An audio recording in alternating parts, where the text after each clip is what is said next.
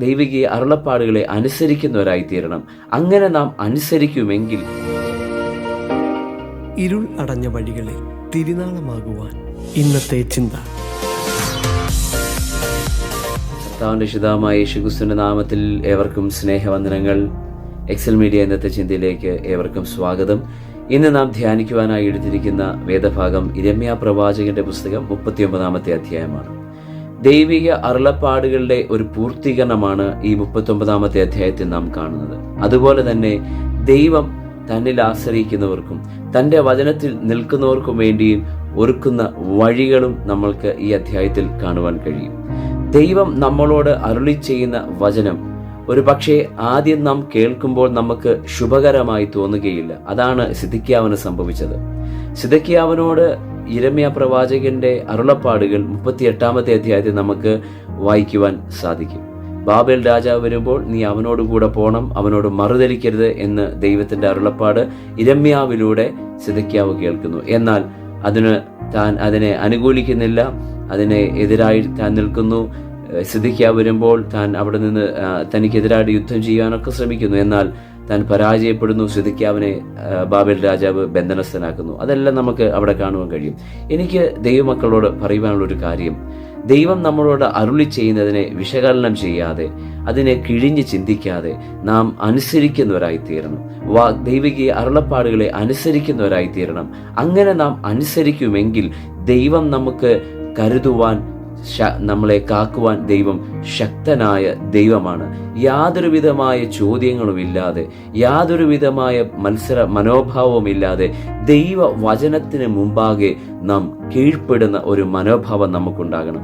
പലപ്പോഴും നമ്മൾ ദൈവത്തെ അനുസരിക്കുന്നത് നമ്മളുടെ ഇഷ്ടപ്രകാരം, നമുക്ക് നന്മ വരുന്ന പ്രകാരമുള്ള വാക്കുകൾ കേൾക്കുമ്പോഴാണ് നാം അനുസരിക്കുവാൻ തയ്യാറാകുന്നത്. എന്നാൽ ഇവിടെ ഒരു പക്ഷേ കേൾക്കുമ്പോൾ അത്ര ശുഭകരമല്ല എന്ന് തോന്നുമെങ്കിലും സിദെക്കീയാവ് ആ വചനങ്ങളെ, യിരെമ്യാവിലൂടെ ദൈവം സംസാരിച്ച വചനങ്ങളെ അനുസരിക്കേണ്ടതാകുന്നു. അതേ ദൈവത്തിലെ കേൾക്കുന്ന ദൈവവചനത്തെ യാതൊരു ചോദ്യം ചെയ്യലുമില്ലാതെ അനുസരിക്കുന്ന ഒരു മനോഭാവം നമ്മളിൽ ഉണ്ടാവട്ടെ. അത് ദൈവവചനത്തിലൂടെ ദൈവം നമ്മളോട് സംസാരിക്കുന്നതാകാം, അല്ലെങ്കിൽ പ്രവാചകന്മാരിലൂടെ ദൈവം നമ്മളോട് ഇടപെടുന്നതാകാം.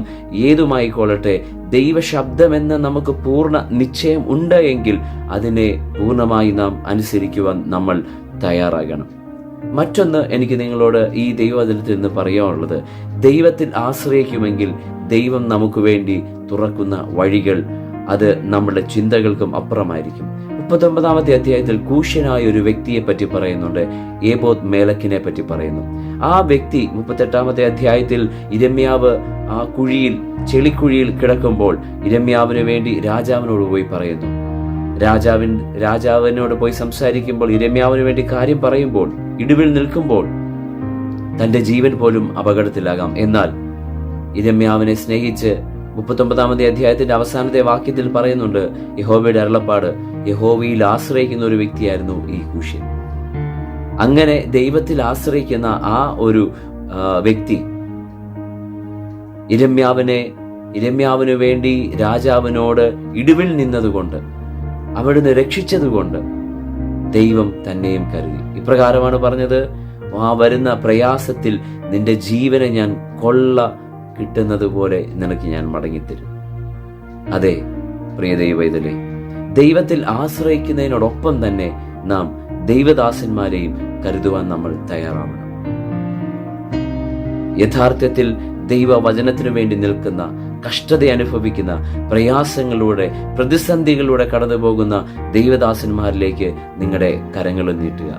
പ്രവാചകൻ എന്ന് വിചാരിച്ച് പ്രവാചകനെ ഒരു തണ്ണുനീർ, ഒരു ഗ്ലാസ് വെള്ളം കൊടുക്കുന്നുവെങ്കിൽ പ്രവാചകന്റെ പ്രതിഫലം ലഭിക്കുമെന്ന് കർത്താവായ യേശുക്രിസ്തു അരുളി ചെയ്യുന്നു. അങ്ങനെയെങ്കിൽ നാം കരുതുക, ദൈവദാസന്മാരെ കരുതുക, ദൈവത്തിൽ ആശ്രയിക്കുക. മറ്റൊന്ന് ഈ വചനത്തിലൂടെ, ഈ അധ്യായത്തിലൂടെ നിങ്ങളോട് പറയുവാനുള്ളത് യിരെമ്യാ പ്രവാചകനെ പറ്റിയാണ്.